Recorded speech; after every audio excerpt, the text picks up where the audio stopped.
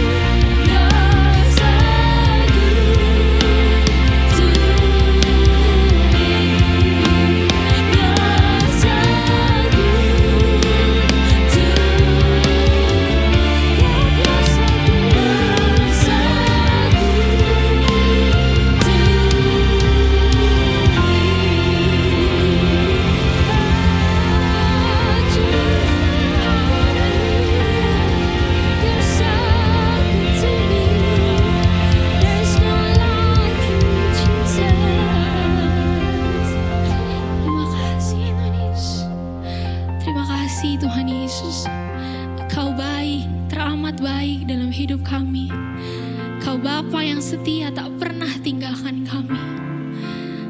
Terima kasih Tuhan, kami ada sampai hari ini, itu bukti cinta-Mu atas setiap kami ya Bapa. Terima kasih Tuhan Yesus, terima kasih. Pagi ini Tuhan, kami mengangkat tangan kami untuk bangsa Indonesia. Shalom Indonesia, Shalom Indonesia. Damai sejahtera Tuhan turun atas bangsa kami. Dari Sabang sampai Merauke penuh dengan kemuliaan-Mu ya Bapa. Terima kasih Tuhan Yesus, terima kasih. Kami memberkati para pemimpin kami dari presiden, wakil presiden, jajaran menteri yang ada ya Tuhan. Pemerintahan pusat sampai daerah terpencil pun Tuhan, kami memberkati di dalam nama Yesus Tuhan. Biarlah hikmat-Mu Tuhan, marifat-Mu ada atas para pemimpin kami ya Bapa. Kebijaksanaan-Mu ada ya Tuhan. Sehingga biarlah keputusan, kebijakan yang diambil semuanya mendatangkan kebaikan untuk bangsa kami ya Tuhan. Terima kasih Tuhan Yesus, terima kasih. Kami patahkan segala roh perpecahan atas bangsa kami di dalam nama Yesus Tuhan. Semuanya bersatu, semuanya diberkati Tuhan dalam nama Yesus. Terima kasih Bapa, terima kasih. Kami tahu bangsa Indonesia ada di hati-Mu ya Bapa. Terima kasih Tuhan. Kami juga memberkati para pemimpin kami di gereja kami tercinta GBI Rock Ministry ya Tuhan. Kami memberkati Pak Timotius Arifin dan Ibu Vivi, Pak Roni Daud Simeon dan Ibu Nancy, dan gembala kami Tuhan di tempat ini, Pak Hartono dan Ibu Linda ya Tuhan. Kami bersyukur Tuhan untuk para pemimpin yang Tuhan pilih atas kami. Kami memberkati Tuhan, biarlah penyertaan-Mu sempurna ya Tuhan atas para pemimpin kami. Visi-Mu Tuhan, urapan-Mu Tuhan turun atas para pemimpin kami ya Bapa. Biarlah apa yang menjadi kehendak kerajaan sorga itu yang terjadi ya Tuhan atas gereja kami. Terima kasih Tuhan, berkati keluarganya Tuhan. Apapun pelayanannya Tuhan, Tuhan yang menyertai. Tanda-tanda heran menyertai pelayanan para pemimpin kami. Banyak jiwa-jiwa dimenangkan untuk Tuhan lewat para pemimpin kami ya Bapa. Terima kasih Tuhan Yesus, terima kasih. Dan kami Tuhan, jemaat-Mu di GBI Rock Peak Tuhan, kami percaya Tuhan, hidup kami Tuhan semakin hari semakin serupa dan segambar dengan Engkau ya Bapa. Biarlah hidup kami terus menjadi terang-Mu Tuhan di dunia ini ya Bapa. Kami bukan sekedar nama, tapi kami menjadi representative of Christ Kingdom di muka bumi ini ya Tuhan. Terima kasih Tuhan Yesus, terima kasih. Datanglah kerajaan-Mu ya Tuhan, jadilah kehendak-Mu di ibadah kami pagi ini seperti kehendak-Mu di surga ya Bapa. Kami menari, kami memuji Engkau lebih lagi Tuhan, karena Engkau yang layak ditinggikan dan dipuji. Terima kasih Tuhan Yesus. Jemaat Tuhan yang siap menari melompat bagi Tuhan, sama-sama katakan amin. Haleluya. Sebelum kita memuji Tuhan, boleh kasih senyum, kasih tos kanan kirinya, katakan mari memuji Tuhan karena kebaikannya. Amin.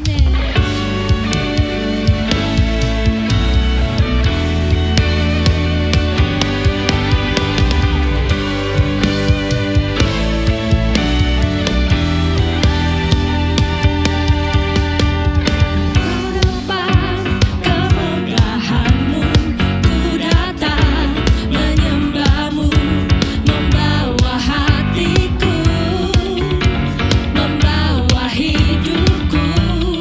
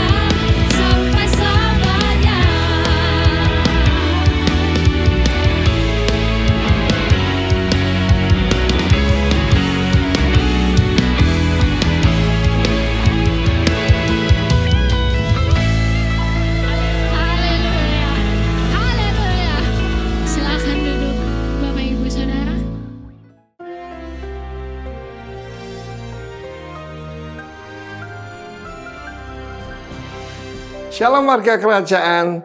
Bagaimana kita harus be vigilant. Vigilant itu saya lihat ternyata siap sedia dan memakai seluruh perlengkapan senjata. Karena kita tidak tahu kapan Tuhan datang ataupun kapan kita dipanggil Tuhan. Saudara sebagai hamba Tuhan, saya pernah memakamkan anak usia 5 jam dan seorang nenek usia 102 tahun. Kita tidak tahu kapan kita harus meninggalkan bumi ini. Dengar baik-baik saudara, firman Tuhan mengatakan bagaimana raja itu mencari hamba yang setia dan bijaksana, yang berjaga-jaga ketika tuannya datang kedapatan sedang bekerja. Saya belajar sesuatu dari Tuhan Yesus. Kami punya sebuah tempat istirahat di sebuah desa di Lot Tunduh namanya ya, di Ubud. Dan kalau Anda pergi ke sana, kolam renangnya selalu bersih, rumputnya selalu tergunting baik, tidak ada yaitu rontokan bunga-bunga ataupun daun kelapa, semuanya bersih. Why? Saya tidak pernah memberitahu penjaga villa di sana kapan saya datang. Tidak pernah tahu dia, karena itu dia selalu berjaga-jaga. Supaya kedapatan kalau saya datangnya mendadak. Saya suka sidak di pelayanan juga. Dan ini saya tiru dari Tuhan Yesus. Karena saudaraku, Tuhan mencari hamba yang baik dan setia ya. Faithful ya. Saudaraku yang baik dan setia akan diangkat, akan dipromosikan. Pertama jadi pengawas. Jangan lupa ya, ada 3 macam harta. Pertama, yaitu bisa dipercaya hartanya orang lain. Kedua, kalau bisa dipercaya naik, yaitu jadi pengawas itu tadi, yaitu hartanya sendiri. Tuhan percayakan. Yang ketiga lebih tinggi, harta yang sesungguhnya. Buat saya harta yang sesungguhnya iman, ya toh, firman, janji Tuhan, dan jiwa-jiwa yang saya di dalam keluarga saya dipercayakan istri saya dan jemaat. Itulah harta yang sesungguhnya, saudaraku. Jadi dipercaya mengawasi miliknya Tuhan. Nah, firman Tuhan menunjukkan bagaimana hamba yang setia ini memberi makan pada hamba-hamba yang lain. Feed my lamb, feed my sheep. Ditambah, tend my sheep. Tend itu merawat domba tua yang sakit. Kita ketemu dengan banyak domba tua yang cerewet, yang sakit. If you love me, said Jesus, kalau engkau mengasihi aku. Tetapi ada juga hamba yang jahat dan malas. Tuhan mencari hamba yang baik dan setia. Setia apa? Bisa dipercaya. Nilai utama kita, truth itu juga trustworthy, dapat dipercaya. Tetapi ada hamba yang jahat dan malas. Kerjanya apa? Menyerang hamba-hamba yang lain. Menyedihkan ketika rekaman ini dibuat, ada yang saling serang ya. Itu penyalipan tuh idenya Tuhan atau idenya iblis, dan keluar kata-kata yang tidak patut dari mulut seorang hamba Tuhan. Dari satu sumber tidak mungkin keluar kutuk dan berkat bersama-sama. Itu tidak mungkin. Tetapi saudaraku, mari kita jadi hamba yang baik dan setia itu, yang akan diangkat Tuhan pada waktunya. Kalau dia datang, namanya reward itu belakangan, saudaraku. Kita tidak cari gaji, kita mencari bonusnya Tuhan, kita mencari perkenalan dari Tuhan. Dia mulai memukul dan makan minum nih bersama pemabuk-pemabuk. Orang kalau mabuk itu tidak tahu waktu. Israel is the clock of God. Sebab Tuhan berkata dalam kitab Zakaria, maka Yerusalem akan dijadikan batu, siapa mencoba mengangkatnya akan terluka parah. Sebuah pasu yang isinya memusingkan. Baru beberapa hari yang lalu 142 negara bisa mengakui Palestina. Tetapi yang agak waras masih menentangnya. Tidak mungkin, saudaraku, Gaza pernah diberikan begitu saja dan justru jadikan pusat menyerang. Sudahlah, pemabuk itu tidak ngerti apa yang terjadi di dunia. Look what happened to this world. Look what happened to Israel. Supaya kita tahu. Karena itu tetap siap sedia berjaga-jaga. Seperti nama teman saya itu, siaga waspada. God bless you. Amin.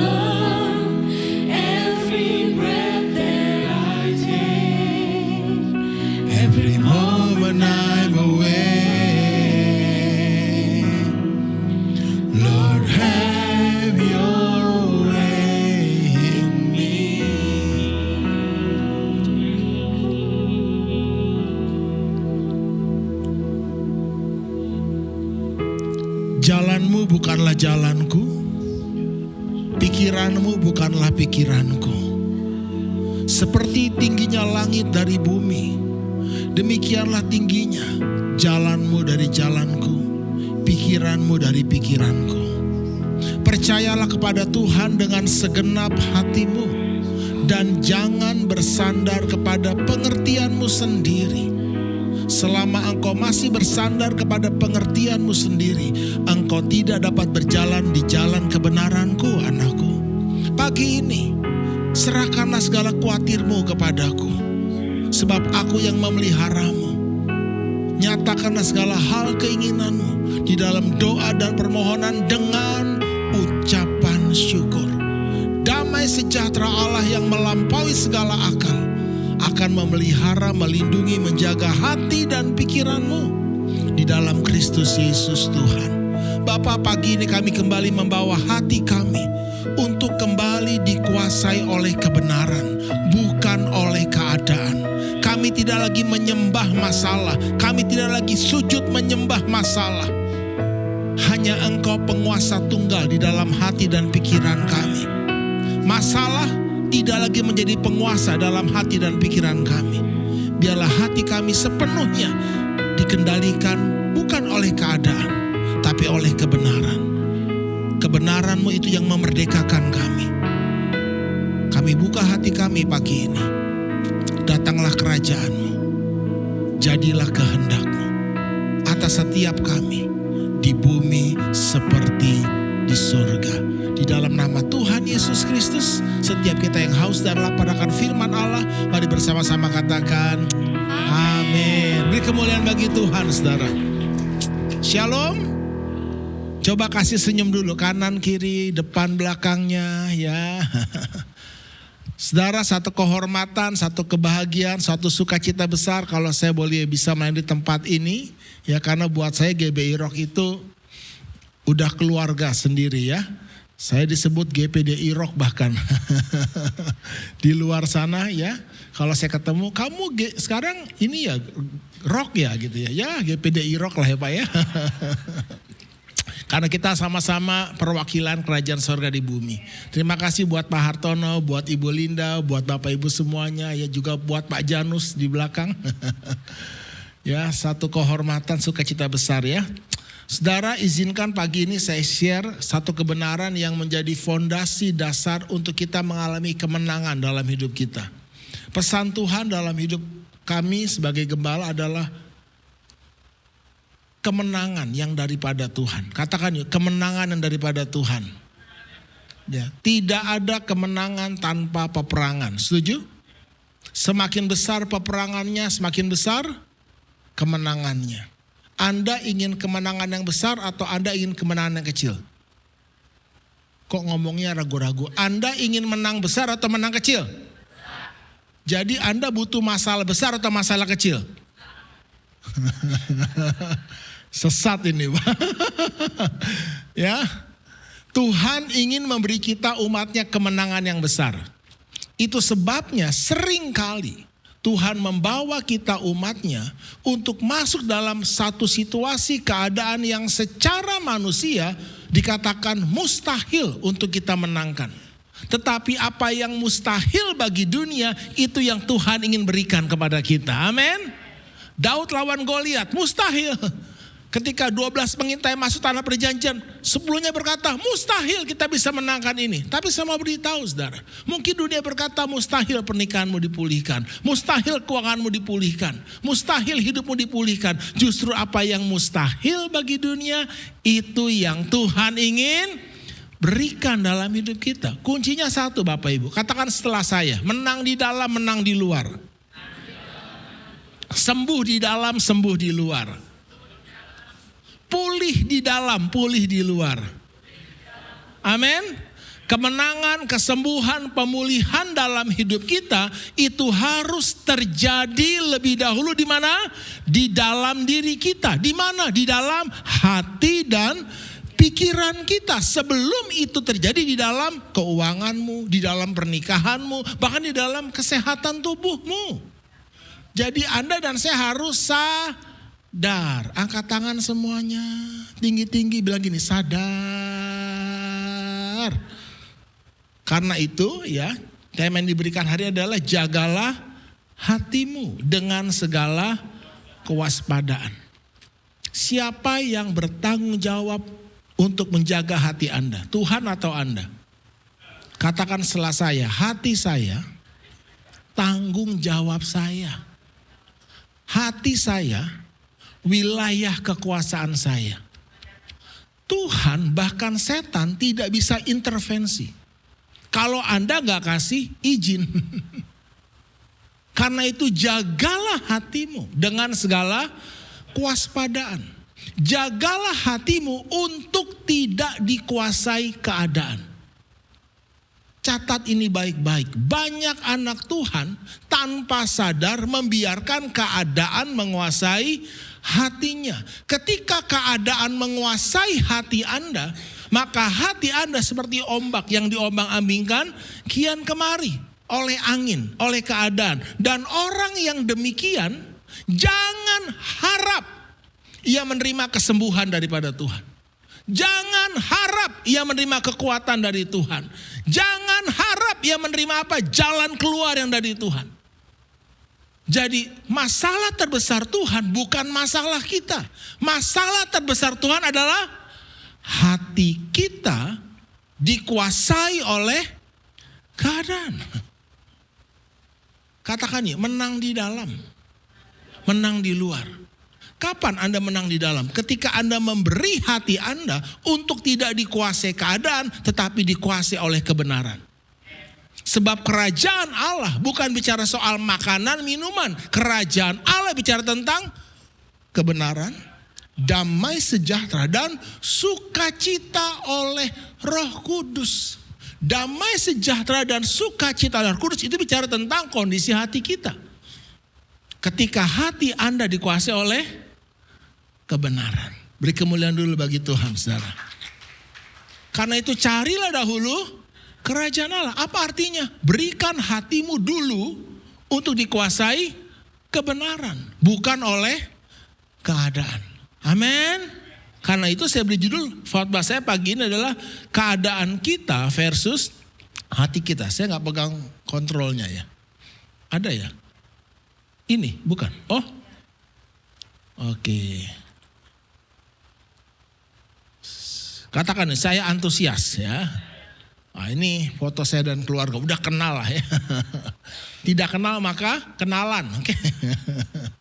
Kita baca sama-sama dalam Amsal 15 ayat 17 dengan suara yang paling keras. 2, 3. Lebih baik sepiring sayur dengan kasih daripada lembu tambun dengan kebencian.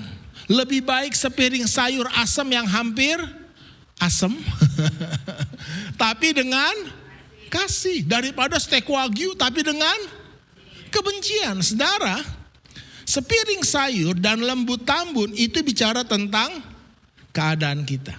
Sedangkan kasih dan kebencian bicara tentang kondisi hati kita. Jadi keadaan kita versus hati kita. Nah saudara, dari kebenaran ini kita bisa membagi ada 4 kondisi hidup manusia.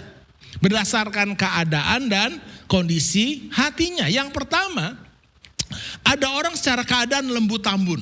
Secara keuangan, lembu tambun. Kaya raya, keadaannya baik. Tetapi keadaan yang baik belum tentu hatinya baik Bapak Ibu. Anda harus pegang ini Bapak Ibu. Ya, justru Tuhan Yesus berkata kepada para muridnya, aku berkata kepadamu sesungguhnya, waduh, sukar sekali bagi seorang kaya untuk masuk ke dalam kerajaan sorga. Jadi orang yang paling sukar masuk kerajaan sorga adalah orang siapa di sini masih ingin kaya? Ingat baik-baik, ya.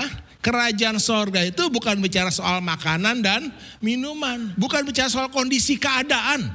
Tapi bicara tentang kondisi hati yang dikuasai oleh kebenaran. Nah, kenapa disebut orang kaya sukar masuk kerajaan surga? Karena hatinya dikuasai oleh uang. Oleh keadaan. Hati senang walaupun Bohong. Jujur aja kan. Yang paling menguasai hati kita apa? Uang. Nah, selama hati Anda dikuasai oleh uang, Anda sukar masuk kerajaan sorga. Anda sukar untuk menggenapi rencana Allah dalam hidupmu. I tell you the truth. Saya belajar Bapak Ibu, menang di dalam, menang di luar. Kondisi hati saya tidak dikuasai oleh uang. Itu yang paling penting. Karena kita tidak bisa mengabdi kepada dua tuan. Saya baru pulang dari Israel hari Rabu kemarin. Waktu ada salah seorang teman, ya teman baik. Dia tanya sama saya, Don, lu dibayar berapa sama Panorama Tour? Saya bilang, gua nggak tahu. Ah, masa lu nggak cari tahu? Saya bilang gini, I don't care. Saya sudah memutuskan dalam hidup saya bahwa uang tidak lagi menggerakkan hidup saya.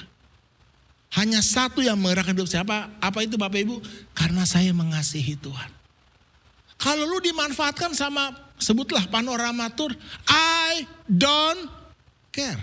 Selama saya bisa melayani, memberi untuk Tuhan.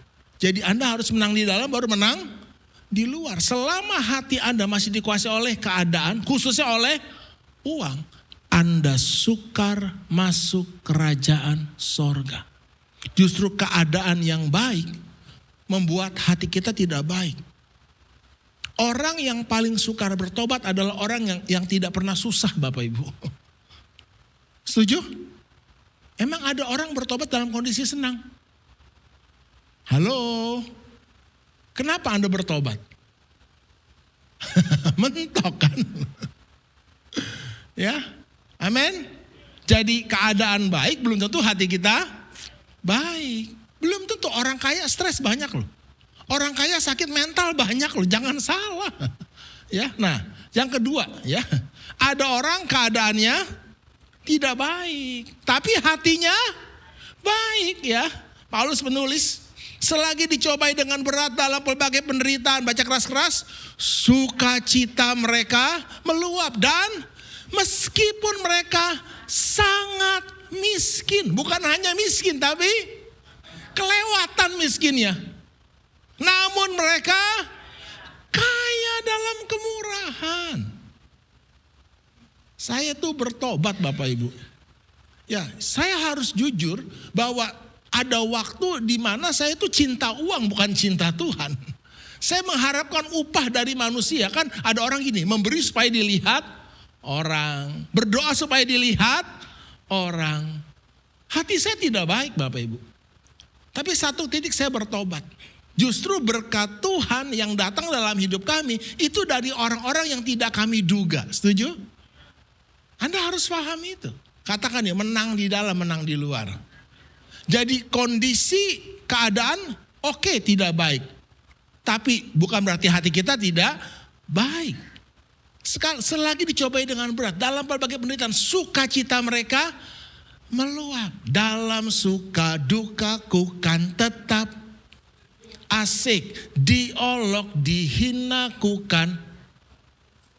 Kok cuman yang di depan dia nyanyi? Anda gak sekolah minggu ya? Karena ku tahu Tuhanku Yesus sertaku, apapun terjadi ku kan. Beri kemuliaan bagi Tuhan saudara. Jangan biarkan hatimu dikuasai oleh keadaan dunia ini. Karena keadaan dunia ini tidak semakin baik Bapak Ibu. Percayalah. Ya. Nah tapi jangan sampai yang ketiga nih. Sudah keadaan tidak baik. Hati tidak baik. Udah keuangan susah. Tubuh sakit-sakitan. Kawin cerai. Sombongnya luar biasa. Ya sotoy. Ya, nggak pernah sungguh-sungguh ikut Tuhan. Bilang sama sebelahnya, di sini tidak ada. Oh haleluya ya. Tapi kita semua ingin kondisi yang keempat. Sudah keadaan baik, hatinya baik. Memang lebih baik sepiring sayur dengan kasih. Tapi lebih baik lembu tambun dengan kasih. Siapa yang mau kondisi nomor 4? Oh, saya mau Bapak Ibu. Itu hidup di bumi seperti di surga. Berkemuliaan bagi Tuhan, saudara. Ya. Siapa yang mau kondisi nomor 4? Angkat tangannya. Oh, yang terlambat gak kebagian. Kita semua ingin kondisi nomor 4 ya. Tapi bagaimana kondisi keadaan dan hati Anda sekarang ini? Bagaimana kondisi keuangan, keluarga, pernikahan, kesehatan tubuh Anda, pergaulan Anda? Bagaimana kondisi hati Anda? Ya, apakah cinta uang? Apakah sakit hati, sedih, gembira? Apakah hati Anda lembut atau keras? Nah, saya mau tanya dulu. Anda mau benar-benar baik atau kelihatan baik? Sungguh. Saya mau benar-benar baik bukan hanya kelihatan baik. Karena hari ini banyak orang lebih senang yang penting kelihatan baik. Tapi aslinya,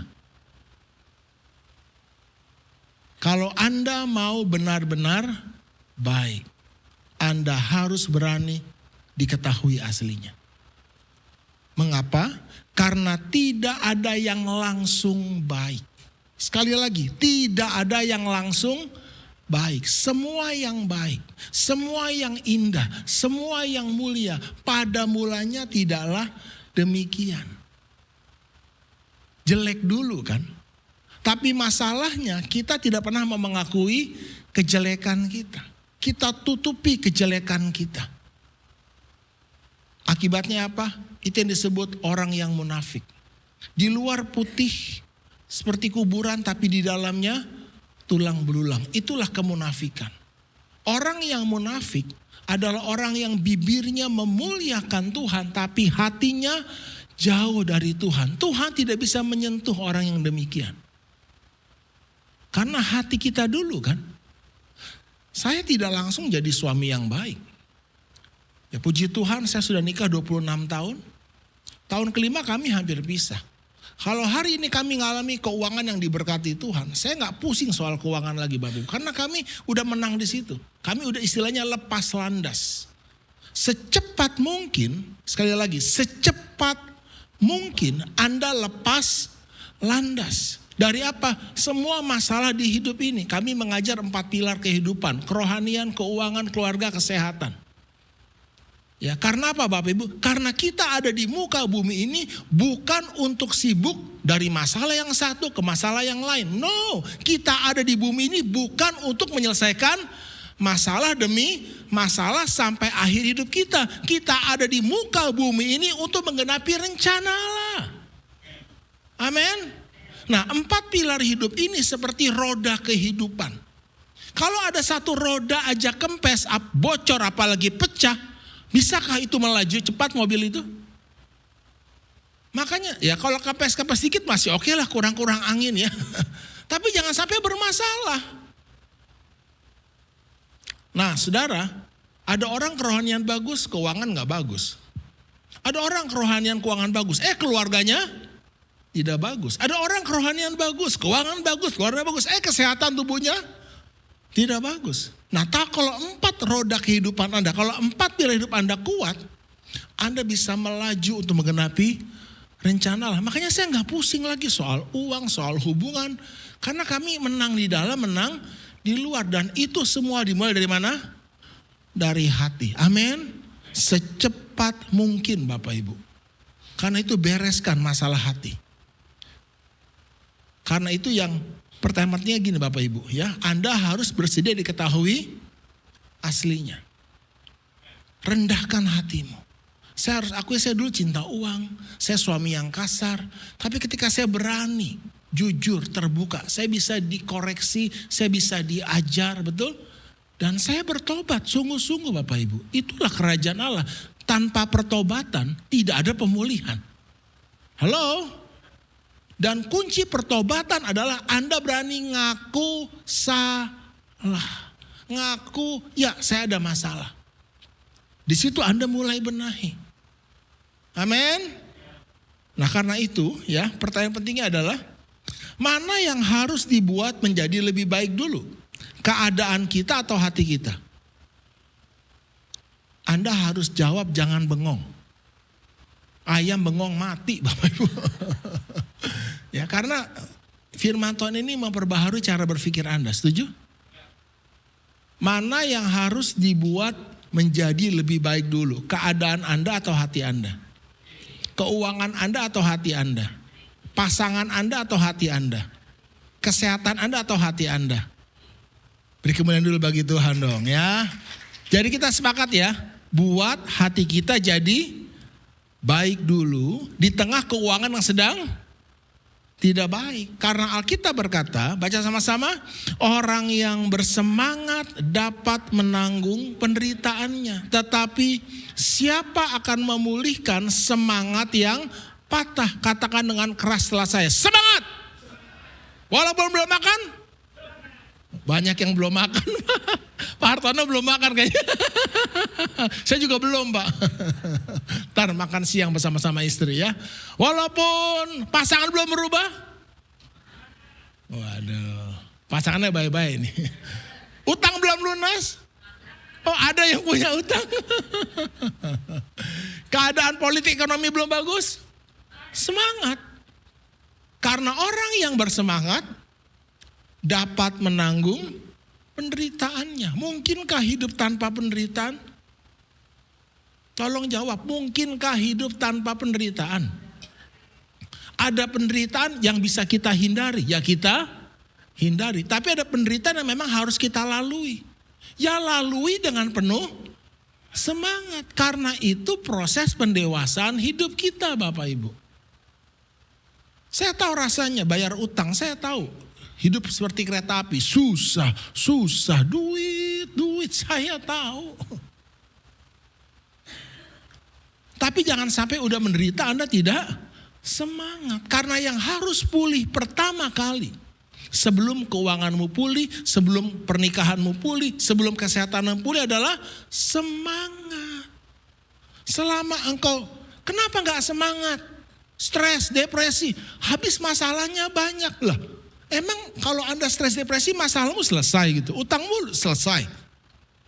Coba pikir dulu gitu. Semangat dulu. Itu yang kami ajarkan. Menang di dalam, menang di luar. Nah, hati yang gembira adalah obat yang manjur. Tetapi semangat yang patah mengeringkan tulang. Tunggu sembuh baru gembira atau gembira dulu baru sembuh? Hati yang gembira, benar-benar gembira, bukan berusaha gembira ya. Nah banyak orang kenapa gak sembuh-sembuh? Karena dia berusaha gembira. Gimana mau gembira pastor? Divonis cancer. Gimana mau gembira? Hasil lab semuanya merah. Karena gembira Anda sumbernya bukan kebenaran, tapi keadaan. Itu masalahnya Bapak Ibu. Selama Anda menjadikan keadaan sebagai penguasa di hati Anda tidak pernah mengalami kemenangan di dalam hati dan pikiran Anda. Angkat tangan tinggi-tinggi. Ketok lebih keras bilang apa? Katakan setelah saya ya. Ada masalah. Ada masalah. Kita tidak sangkali ada masalah di keuangan, di kesehatan, di pernikahan. Tapi jangan biarkan masalah menguasai hati dan pikiran kita. Itu kuncinya. Apapun masalahnya, biarkan kebenaran itu yang menguasai hati dan pikiran kita. Kebenaran yang daripada Tuhan yang menghasilkan damai dan sukacita oleh Roh Kudus. Itu yang memberi kita kemenangan. Sebab sukacita karena Tuhan itulah kekuatanmu. Nah saudara, kuncinya adalah, baca sama-sama yuk, 2, 3. Buat hati kita jadi baik lebih dahulu di tengah keuangan yang sedang tidak baik. Di tengah keadaan yang sedang tidak baik. Yang pertama, buat hati kita tetap tenang dulu. Katakan setelah saya, yang penting tenang dulu. Ayo ngomong sama diri Anda, 2, 3. Yang penting, amin. Karena Yesaya 30:15 berkata, sebab beginilah firman Tuhan Allah yang Maha Kudus Allah Israel, dengan bertobat dan tinggal diam kamu akan diselamatkan. Dalam tinggal tenang dan percaya terletak Masalahnya tetapi kamu enggan. Itu dia masalahnya. Hatimu itu wilayah kekuasaanmu. Tuhan gak bisa kendalikan hatimu kalau engkau tidak membiarkan Tuhan. Anda harus sadar ini. Masalahnya kamu enggan. Kamu ingin naik kuda berlari cepat. Tuhan bilang binasalah kau. Saya belajar sampai detik ini. Ya tidak selalu menang. Ya, awal-awal banyak gagalnya. Tapi kalau Anda terus dilatih. Anda harus melatih diri Anda. Katakan ya, tetap tenang. Coba belajar ngomong pada diri Anda. Yang penting tenang dulu. Ayo ambil napas. Ayo suami-suami, istri lagi ngomel nih, ngomong. Yang penting tenang dulu aja dah. Tenang dulu aja. Mengapa Bapak Ibu? Ini perintah Tuhan loh. Dalam tinggal tenang dan percaya, mata Tuhan menjelajah ke seluruh muka bumi untuk melimpahkan kekuatannya kepada mereka yang bersungguh hati kepada Tuhan. Tuh, Anda tidak bisa menerima sesuatu dari Tuhan kalau hati Anda gelisah. Camkan itu, sebab orang yang bimbang, orang yang gelisah, sama dengan gelombang laut yang diombang-ambingkan kian kemari oleh angin, oleh keadaan. Orang yang demikian, jangan mengira bahwa ia akan menerima sesuatu dari Tuhan. Katakan ya, menerima sesuatu dari Tuhan. Itu kasih karunia. Itu bukan hasil usahamu, itu bukan hasil kekuatanmu, itu kasih karunia, itu pemberian Allah. Saya mau hidup dari anugerah Allah. Anugerahmu, anugerahmu, semua karena anugerah. Kapan Anda terima anugerah Tuhan, kekuatan Tuhan? Waktu Anda tenang. Siapa yang bisa menenangkan diri Anda? Ya Anda sendiri. Lewat apa? Ini lidah loh. Ngomong. Ayo Doni, yang penting tenang dulu. Tuhan ngomong sama angin badai, diam kamu. Anda mesti ngomong sama dia, diam. Dan ketahuilah, dia Allah, dia Tuhan. Amin. Beri kemuliaan bagi Tuhan, saudara. Ayo, katakan, yang penting tenang dulu.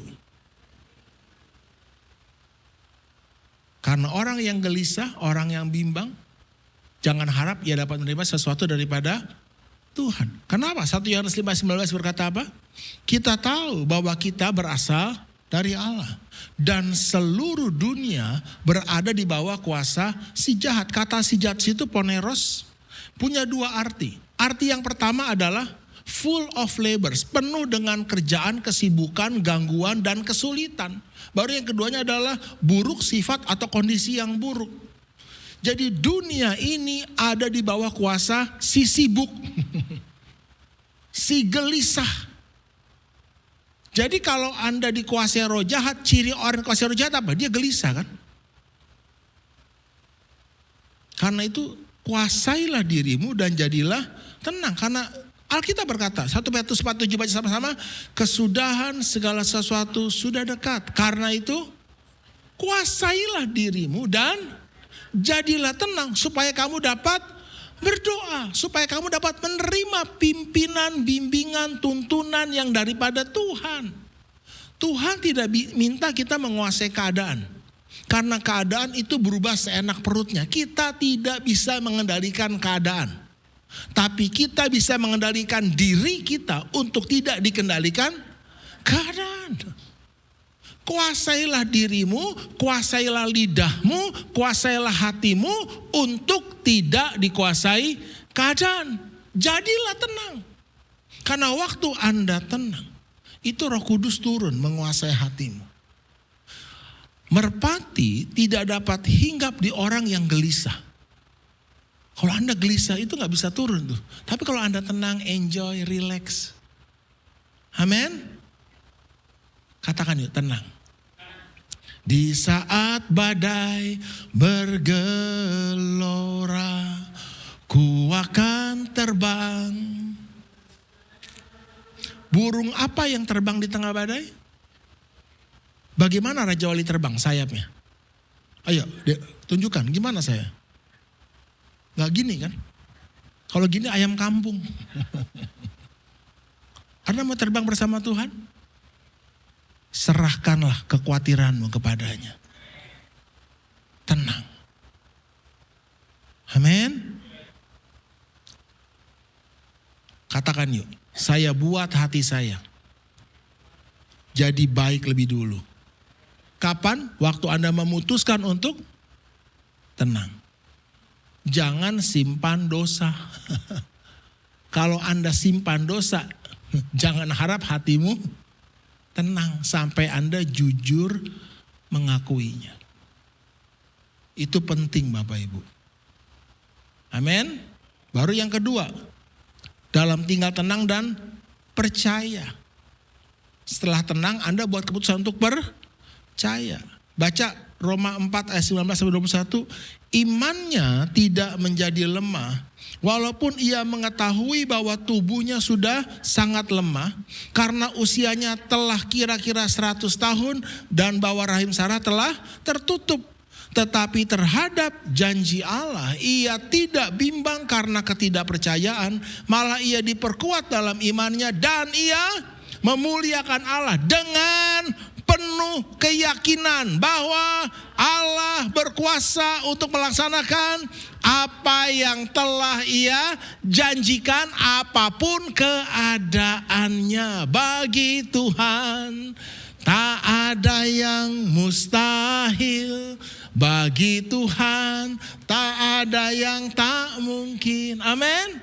Katakan tetap percaya. Itu sebuah keputusan. Abraham tahu dia sudah sangat tua. Giginya tinggal, hanya tidak nemplok di. Kalau itu namanya burung kakak tua, Pak. Kira-kira kalau Abraham cek lab ya, hasilnya bilang apa? Mustahil dia bisa punya anak. Saudara,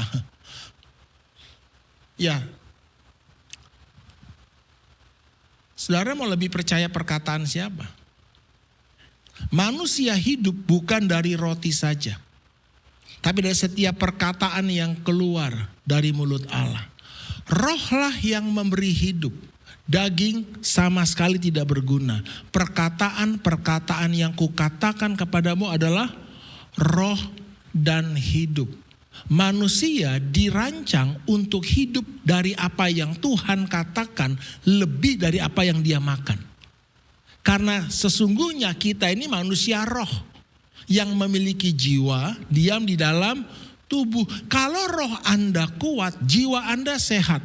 Roh jiwa Anda sehat, tubuh Anda sehat. Sadarlah, kekristenan itu apa? Kekristenan bicara tentang apa? Tuhan yang tinggal di dalam tubuh kita. Tidakkah engkau tahu bahwa tubuhmu itu bait Allah? Bahwa roh yang sama yang ada dalam Yesus, dalam tubuh Yesus, roh yang sama sekarang ada dalam tubuh kita. Jadi kalau tubuh Anda dan saya menjadi tempat kediaman Allah, harusnya, mestinya, normalnya tubuh Anda mustahil sakit. Karena ada roh yang membangkitkan orang mati dalam tubuh Anda. Tapi kenapa banyak anak Tuhan kok sakit dan maafnya normal? Nah itu masalahnya kan. Masalah di mana? Di jiwanya. Di pikirannya, di perasaannya, di keinginannya atau kehendaknya. Selama pikiran, perasaan, keinginan Anda tidak menyatu dengan Allah tapi menyatu dengan masalah. Anda perkataan dokter lebih hidup daripada perkataan Tuhan. Itu masalahnya. Katakan yuk, saya dirancang Tuhan untuk hidup sehat, kuat secara ilahi. Ketika saya hidup dari apa yang Tuhan katakan. Namun perkataan gini, Anda tidak dapat hidup dari apa yang Tuhan katakan sampai apa yang Tuhan katakan hidup dalam diri Anda. Masalahnya seringkali perkataan manusia lebih hidup dibanding perkataan Tuhan. Sampai mati, pastor, saya tidak akan lupa apa yang dia katakan tentang saya dan keluarga. Perkataan orang yang menyakitkan Anda ingat sampai mati. Perkataan Tuhan nyelip kemana? Dokter bilang, oh kamu udah sembuh, seneng. Loh, Tuhan ngomong oleh bilur-bilurku kamu sudah sembuh. Malah gak percaya, tapi hasilnya ngomong pilihan di tangan siapa? Anda mau lebih percaya perkataan manusia atau perkataan Tuhan? Ini pelajaran panjang.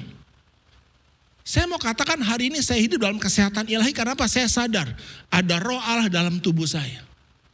Saya hidup dalam kodrat ilahi. Ketika saya menyatu dengan pikiran Allah, saya hidup seperti Allah. Saya punya perasaan Tuhan. Nah, ini pengertiannya Bapak Ibu. Yang penting tenang dulu, amin. Katakan tetap tenang, tetap percaya akan apa yang Tuhan katakan lebih dari apa yang Anda lihat, pikir atau rasakan. Karena apa yang kita lihat, pikir dan rasakan bisa salah nggak? Bisa ketipu. Tapi perkataan Tuhan mungkin salah nggak? Langit dan bumi akan lenyap. Tapi perkataan Tuhan tinggal tetap. Kalau gitu wajar nggak saya lebih mempercayai perkataan Tuhan dibanding apa yang saya lihat, pikir dan rasakan? Itu yang wajar, itu yang benar. Dan yang ketiga, oke. Dan Daud sangat terjepit karena rakyat mengatakan hendak melemparnya dengan batu. Seluruh rakyat itu telah pedih hati masing-masing karena anak laki-laki dan perempuan. Tetapi apa? Daud menguatkan, lihat, kepercayaannya kepada Tuhan Allahnya. Dia tidak membiarkan keadaannya itu mendefinisikan hidupnya. Sekali lagi ya, jangan biarkan keadaanmu mendefinisikan hidupmu. Wah, udah kejepit loh, gak ada jalan keluar. No. Perkataan final saya itu bukan kondisi karena saya, itu perkataan Tuhan. Ini yang paling penting, katakan yuk, hati saya tanggung jawab saya. Anda harus mempercayai perkataan Tuhan lebih dari apa yang Anda lihat, pikir atau rasakan. Makanya Paulus ngomong gini, kami menawan segala pikiran dan menaklukkannya pada Kristus. Tunduklah kepada Allah, lawanlah iblis. Iblis akan memakai keadaan, dia akan penipu. Baru iblis itu lari Bapak Ibu. Jangan terima sesuatu yang bertentangan dengan perkataan Tuhan. Anda harus lawan di dalam hati dan pikiran Anda. Katakan yuk, saya makan perkataan Tuhan. Jangan makan perkataan dunia ini. Setuju? Lah gimana mau makan perkataan Tuhan? Baca Alkitabnya jarang. Ya lihat sosmed lebih sering kan. Saya isi perkataan Tuhan. Tadi jalan juga gitu. Ya. Saya ada afirmasi rohani yang 1 jam itu bahasa Inggris ya. Saya renungkan, saya makan perkataan Tuhan. Itu yang membuat roh saya hidup. Amin. Jadi Bapak Ibu, seringkali gini kan, Anda tuh sakit. Saya jaga makan ya.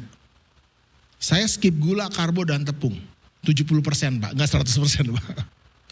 Tapi saya tidak menyembah makanan. Saya percaya. Saya jaga makan bukan supaya sehat. Bukan supaya tapi karena. Katakan nih, bukan supaya tapi karena. Saya melayani bukan supaya dikasihi Tuhan, tapi karena saya mengasihi Tuhan yang telah mengasihi saya. Saya jaga makan kenapa? Itu sebagai ibadah saya yang sejati. Di mana saya tidak hidup menuruti keinginan daging. Saya menyangkal diri saya, itu ibadah sebagai sebuah ibadah, bukan sebagai sebuah upaya. Faham Bapak Ibu? Supaya Anda jangan salah paham ya. Saya olahraga Pak. Tiap hari yang nge-gym. Tapi bukan supaya, tapi karena. Jadi walaupun akad berat Pak, segini, Tuhan aku mengasihimu. Karena saya mengasihi Tuhan. Jadi apapun yang saya lakukan sebagai sebuah penyembahan. Ku tahu hidupku adalah, saya memuliakan Allah dengan tubuh saya, dengan pola makan saya. Bukan sebagai upaya, tapi sebagai sebuah penyembahan. Anda paham maksud saya? Yang satu dilakukan, yang lain jangan diabaikan. Dua-duanya berjalan. Anda akan mengalami kodrat ilahi. Beri kemuliaan dulu bagi Tuhan, saudara. Ya. Ini Bu Wanda, nanti 31 Oktober datang. Saya belajar praktek iman. Mama ini luar biasa. Ya, di tengah kondisi keluarga yang hancur, Sandy, istri saya, sebelah istri saya itu ada Hesky paling bungsu, lalu Reki, lalu Mervin. Ini mereka semua hancur lebur. Dalam kondisi keluarga hancur, pernikahan hancur, mama ngomong gini sama istri saya, Sen, dengar ya, papamu akan kembali dan kamu bersama adik-adik semua akan jadi hamba Tuhan. Sandy ngomong gini, amit, amit. Mimpi kali mah. Karena waktu itu Sandy bilang, mah udah aja cerai dari papa. Karena papa lagi kebelet utang. Nanti rumah kita disita abis nih. Mama bilang tidak. Papamu suami mama dan utang papa utang mama. Gila ya mama. Dengar Sandy, nih. Jadi gini, kalau Anda berkata kepada gunung ini beranjak dan tercapai ke laut asal tidak bimbang. Itu akan terjadi. Itu ngomong tanpa urat, namanya percaya kan? Gak perlu ngotot, katakan yuk percaya gak perlu ngotot. Setuju? Nyantai aja gitu loh. Dengan santai ngomong, papamu akan kembali. Papa mama akan dipulihkan dan kamu semua jadi hamba Tuhan. Dunia bilang, Mus, hari ini semuanya kejadian, semua jadi hamba Tuhan Bapak Ibu. Masalah di mana? Tuhan tidak pernah punya masalah dengan masalah kita, tapi dengan hati kita. Anda mau menyatu dengan Allah atau dengan masalah, itu aja. Jangan biarkan hatimu dikuasai keadaan. Pastikan hatimu dikuasai oleh kebenaran. Kebenaran Tuhan. Amin. Percayalah kepada Tuhan dengan segenap hatimu dan jangan bersandar kepada pengertianmu sendiri. Selama Anda masih hidup dengan pengertianmu sendiri, Anda tidak dapat percaya kepada Tuhan dengan segenap hati. Katakan segenap hati. Artinya apa? Benar-benar tanpa kebimbangan, tanpa ragu. Karena Anda tahu kebenaran. Nah, apa itu kebenaran? Panjang lagi nanti. Tanya Pak Janus lah. Dosen kita. Ya, kebenaran itu bukan perasaan Bapak Ibu. Kebenaran yang objektif. Sekarang timur, barat, utara. Utara di mana? Ayo jangan ragu, utara di mana? Saya nggak tahu utara di mana. Sana ya. Ada yang beda lagi? Ada yang bilang sebelah sana. Lalu kita berdebat. Udah nggak usah debat, lihat aja kompas, betul nggak? Kenapa saya bisa yakin? Saya sudah sembuh. Simple. Karena Yesus sudah mati, bangkit dan naik ke surga. Sesederhana itu sebagai bukti sejarah. Amin. Ketika Anda tahu kebenaran dan Yesus di kayu salib berkata apa? Sudah selesai. Tetelestai. Katakan yuk, tetelestai. Itu bicara tentang hutang yang lunas, hukuman yang sudah dijalani sampai tuntas, dan ketiga peperangan yang sudah dimenangkan. Katakan yuk, utang lunas. Perlu takut lagi enggak? Saya pernah khotbah, waktu saya mau diundang satu khotbah di gereja lokal, orang yang saya utangi ada di situ Pak. Saya ngutang sama dia gak banyak sih, 40 juta. Saya belum bisa bayar. Saya bisa khotbah tenang gak Pak Hartono? Lagi puji-puji saya lihat, aduh. Gak enak Pak.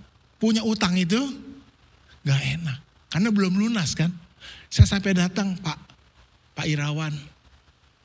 Maaf ya saya belum bisa bayar. Oh gak apa-apa Pak Doni, saya ngerti. Tapi tetap saya mau khotbah apa, gak enak. Sekarang udah lunas, gimana rasanya?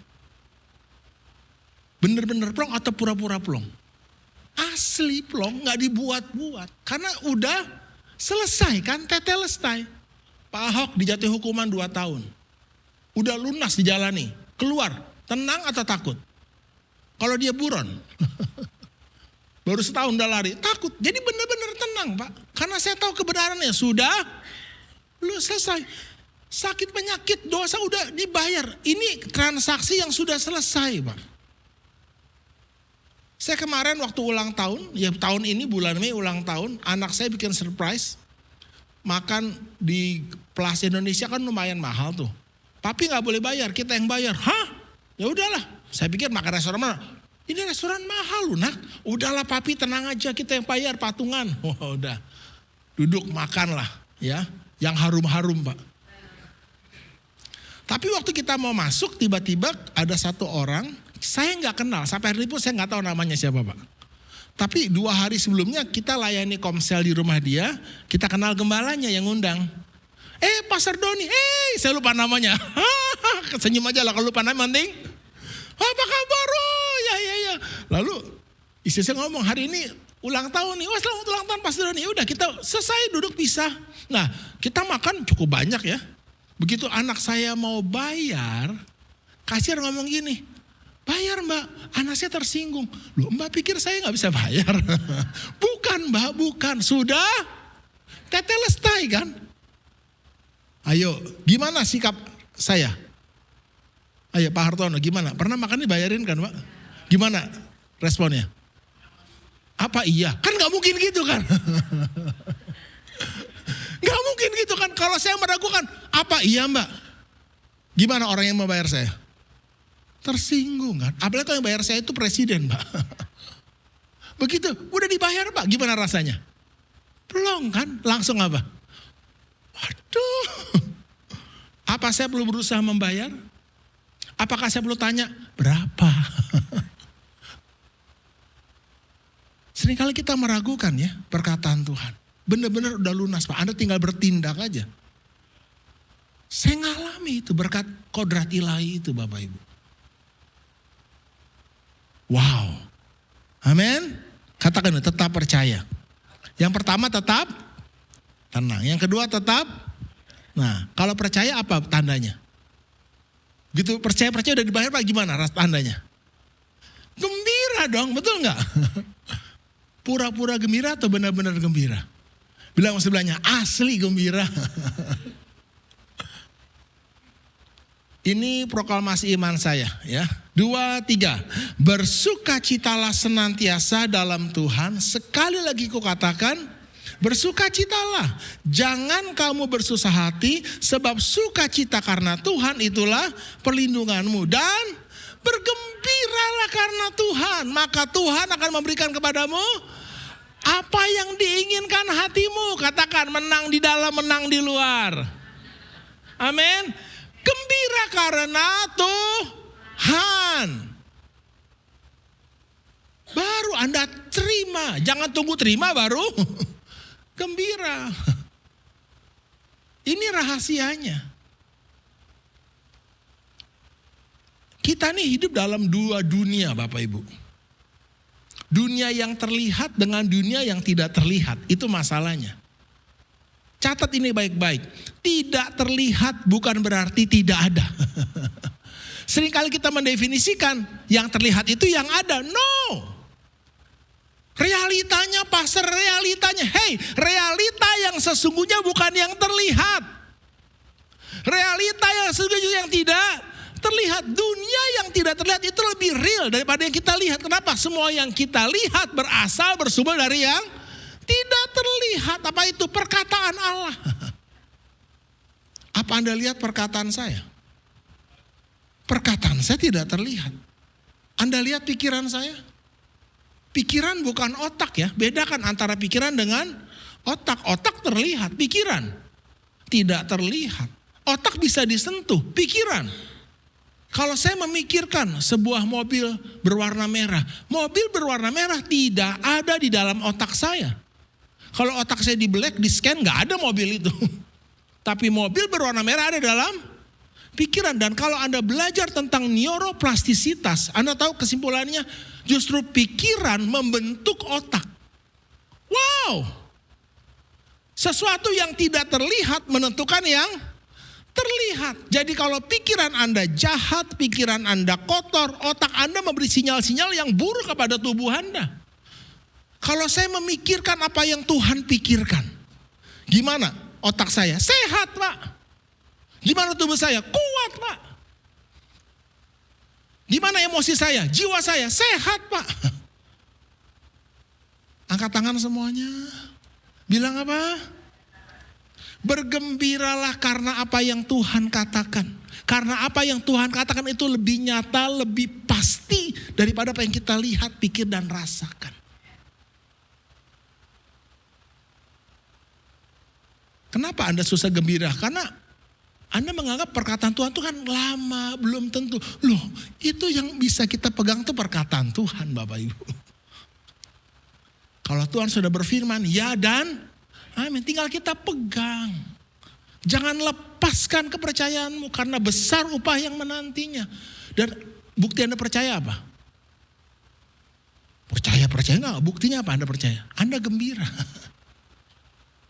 Iman adalah dasar, itu yang pertama. Yang kedua, iman adalah bukti dari apa? Dari pengharapan yang tidak kita lihat. Sekarang, Anda lihat oksigen?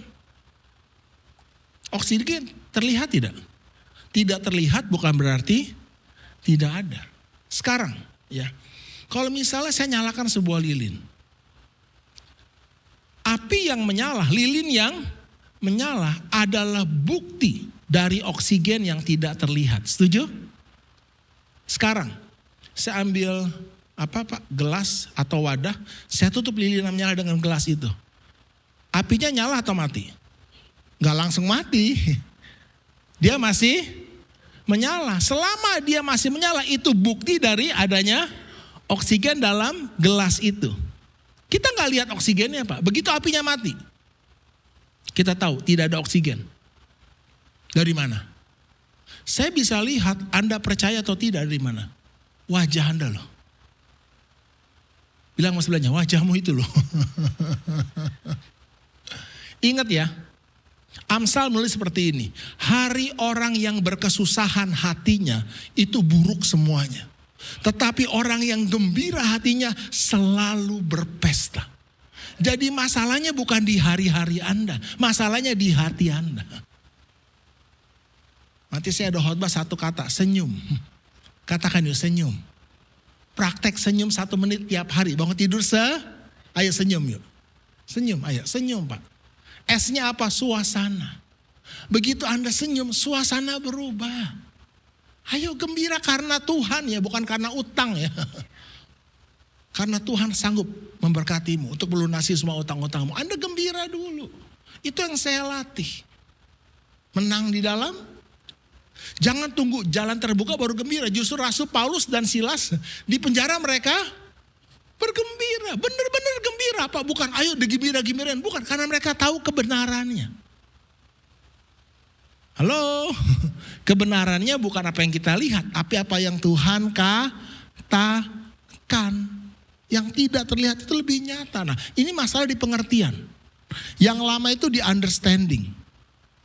Ya, Bapak Ibu ngajarin anak matematika 2 kali 3 gak ngerti-ngerti, repot kan, Anda cubit kan. Nah, itu masalah di understanding. Dan tidak semudah membalik telapak tangan. Kami piara anjing, namanya anjing ini loh, corgi. Tahu anjing corgi? Lucu atau serem? Lucu aja atau lucu banget? Kami piara anjing corgi. Namanya Koko. Lucu. Satu kali tantenya Sandy nginep di rumah kami. Kan ada mama kan nginep. Dia gak tahu kalau kami piara anjing. Masih baru. Namanya anjing corgi. Begitu dia masuk, apa yang terjadi? Itu anjing kan langsung lari kan. Wah, ekor ngajak main. Tahu gak? Dia langsung ketakutan sampai jatuh, sampai kencing di celana. Doni, tolong tante. Padahal anjing yang dilihat sama atau beda? Jangan bengong, jawab. Anjing yang dilihat sama atau beda? Masalahnya di anjing atau di pikirannya? Loh, tante itu anjing lucu, anjing main, bukan anjing pemburu. Kenapa takut? Coba Pak, rubah. Sampai hari ini takut Pak. Coba rubah pengertian. Dia punya pengertian kan. Yang membuat Anda takut, yang membuat Anda gelisah. Bukan keadaan. Gelap tidak bisa membuat Anda takut. Tapi apa yang Anda percayai tentang gelap, itu yang membuat Anda takut. Yesus tidur di tengah badai. Benar-benar tidur atau pura-pura tidur? Asli Pak, dia tidur di tengah badai. Kalau saya badainya, saya tersinggung. Lu gak anggap gua? Itu murid-murid ketakutan setengah mati. Itulah kodrat ilahi. Kita punya pikiran yang berbeda dengan dunia ini. Saya hidup di bumi dengan pikirannya Kristus. Angkat tangan semuanya. Bilang apa? selama ini yang menguasai hati kita adalah keadaan kan, bukan Kristus kan, bukan firman-Nya kan. Katakan ya, tetap tenang, tetap percaya, tetap gembira, senyum. Bersukacitalah senantiasa. Tidak berkesudahan. Kenapa? Sumber sukacitamu itu Tuhan. Bukan keadaan. Anda akan lihat jalan terbuka. Anda akan lihat tubuh Anda sehat. Dan yang paling penting tetap rendah hati dan takut Tuhan. Ganjaran kerendahan hati dan takut akan Tuhan adalah kekayaan, kehormatan, dan kehidupan. Dunia bisa memberi Anda kekayaan dan kehormatan. Oh iya, namun tanpa kehidupan. Sebab kehidupan hanya ada di dalam Tuhan. Kehidupan tidak ada di dalam kekayaan dan kehormatan. Anda boleh kaya raya tapi bawaannya mau mati aja. Stres aja. Banyak orang kaya stres Bapak Ibu. Karena tidak ada kehidupan di dalam kekayaan. Kehidupan hanya ada dalam Tuhan. Dan kekayaan, kehormatan, kehidupan adalah ganjaran. Katakan yuk, ganjaran. Apa itu ganjaran? Upah, reward. Ketika Anda terbukti rendah hati dan takut akan Tuhan. Beri kemuliaan dulu bagi Tuhan. Karena itu ada masa ujian Bapak Ibu. Jangan sesat, Allah tidak membiarkan dirinya dipermainkan. Karena apa yang ditabur orang, itu juga yang akan dituanya. Di dalam masa-masa sukar kami, yang adalah proses kehidupan, kami tetap hidup takut akan Tuhan, kami tetap takut rendah hati, rendahkan hati. Dan hari ini kami menikmati kekayaan, kehormatan, dan kehidupan. Lebih baik sepiring sayur dengan kasih. Tapi lebih baik lembut ambun dengan kasih. Ketika Anda tetap tenang di tengah badai, amin. Ya. Kedua, tetap percaya di tengah badai. Yang ketiga, tetap gembira di tengah badai. Dan yang terakhir, tetap rendah hati dan takut akan Tuhan. Jangan kurang ajar dengan ngomongan kita ini. Mana Tuhan? Mengapa Tuhan? Itu yang bikin lama. Buang 2 pertanyaan itu. Kenapa Tuhan? Di mana Tuhan? Bikin lama itu 40 tahun di padang gurun Bapak Ibu. Itu ciri-ciri orang sombong itu. Ini baik buat saya. Supaya saya belajar ketetapan-ketetapanmu. Dan jiwaku tetap memuliakanmu Tuhan. Amin. Mari kita beri bersama-sama yuk. Haleluya. Buat hati kita tetap tenang, tetap percaya, tetap gembira, tetap rendah hati dan takut akan Tuhan. Haleluya. Ada sebuah lagu mengiringmu ya. Kekuatan di jiwaku, ketenangan di batinku.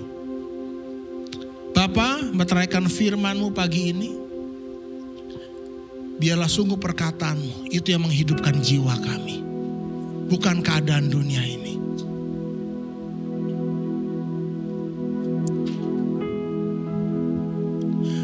Kekuatan di jiwaku,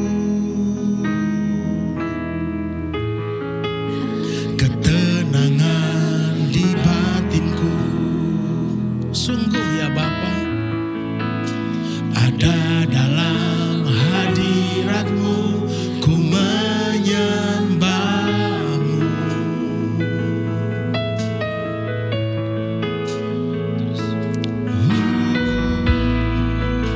Tersungkurku di kaki-Mu, rasakan hadirat-Mu. Di tengah badai sekalipun, takkan ku melepaskan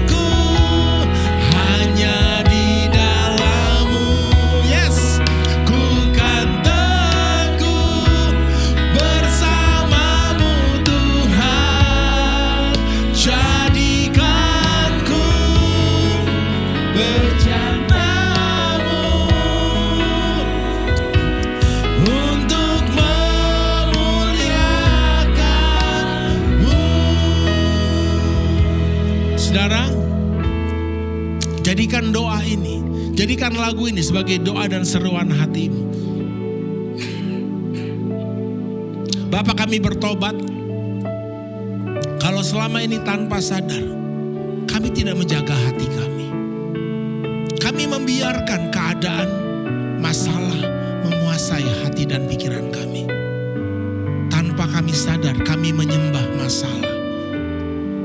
Tapi pagi ini, katakan pagi ini Tuhan, aku bangkit. Aku bangkit. Tenangkan hatimu. Tetap percaya. Dan bergembira. Apapun yang terjadi, bergembiralah karena Tuhan. Tanggalkan bebanmu hari ini. Hadapi masalahmu. Jangan lari, hadapi. Tapi dengan hati yang tenang. Dengan hati yang penuh iman. Dan hati yang gembira. Takut akan Tuhan dan rendah hati.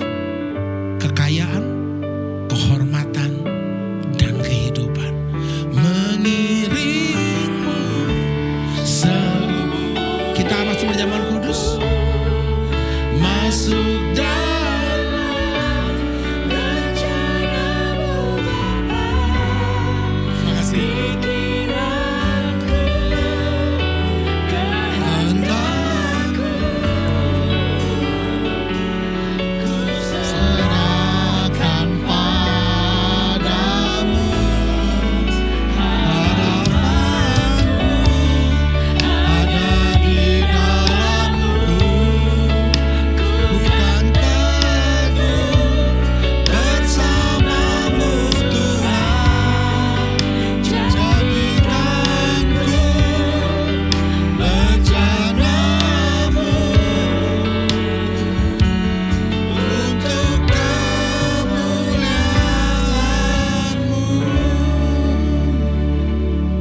Puji Tuhan, Bapak Ibu kita diberkati pagi hari ini, amin. Terima kasih Pastor Doni telah menyampaikan firman Tuhan. Kami sangat diberkati Pak.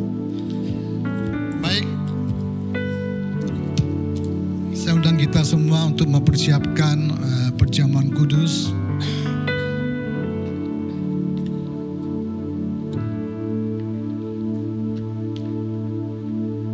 Mari kita angkat roti di tangan kanan kita tinggi-tinggi.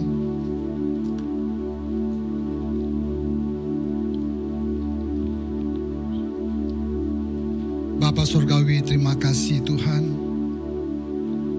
Untuk pagi hari Tuhan, Engkau telah mengingatkan kami dengan firman-Mu Tuhan. Melalui Pastor Doni Tuhan. Tuhan memberkati hamba-Mu ini. Di dalam pelayanannya Tuhan, keluar masuknya, keluarganya, semua Allah sertai. Allah berkati Tuhan, Allah sertai dengan kuasa dan otoritas-Mu Tuhan. Gereja yang Allah percayakan bagi dia, Allah memberkati, bahkan jemaat-jemaatnya Tuhan, semuanya Tuhan. Terima kasih Bapa, dimanapun hamba-Mu ini berada, nama Tuhan dipermuliakan. Terpuji nama-Mu Tuhan Yesus. Pada saat ini Tuhan, kami ingin duduk sehidangan bersama-sama dengan Engkau. Pada malam hari sebelum Tuhan Yesus disalib, Dia mengambil roti dan memecah-mecahkannya dan berkata, inilah tubuhku yang diserahkan bagi kamu. Perbuatlah ini menjadi peringatan akan aku. Bapak Ibu yang Tuhan kasihi, percayakah bahwa roti yang kita angkat tinggi ini merupakan persekutuan kita dengan tubuh Kristus? Mari kita makan dalam nama Tuhan Yesus.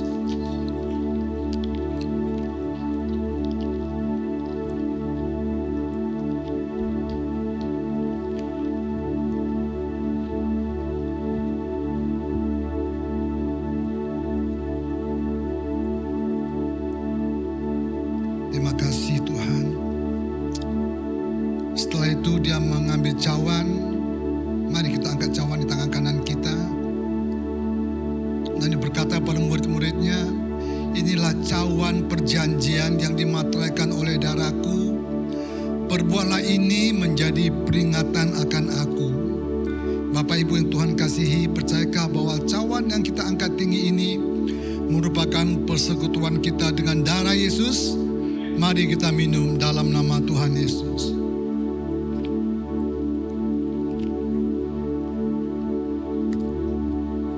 Mari kita bersyukur pada Tuhan. Haleluya. Terima kasih. Terima kasih Tuhan. Terima kasih.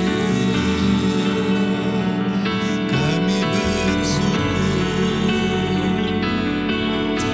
Kami bersyukur Tuhan.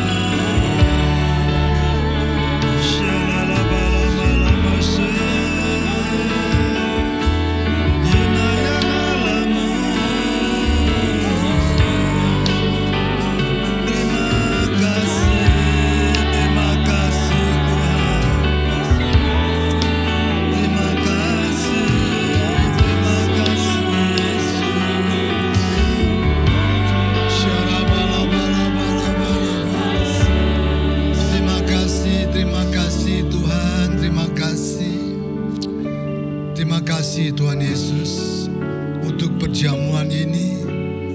Kami yakin dan percaya Tuhan, yang sakit Allah telah sembuhkan Tuhan, yang beban berat Allah telah beri kelepasan Tuhan, jalan keluar Allah berikan Tuhan bagi yang lagi memenuhi masalah ya Tuhan.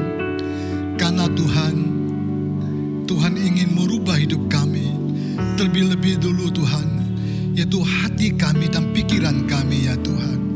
Terima kasih Bapa, terima kasih untuk pagi hari ini Tuhan.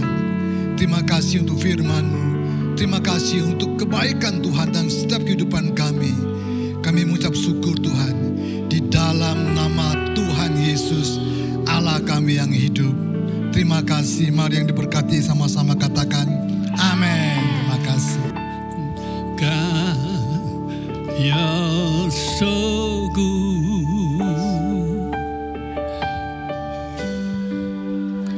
It's so good. God is so good. God is so good. God is so good. To me, God, you're so good. Amen. God, you're so good. God, you're so good.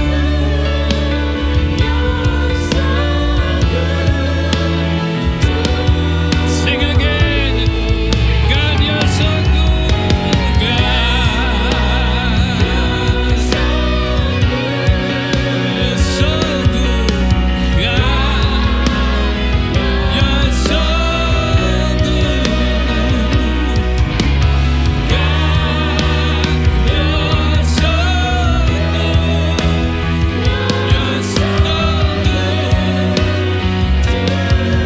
you're so good.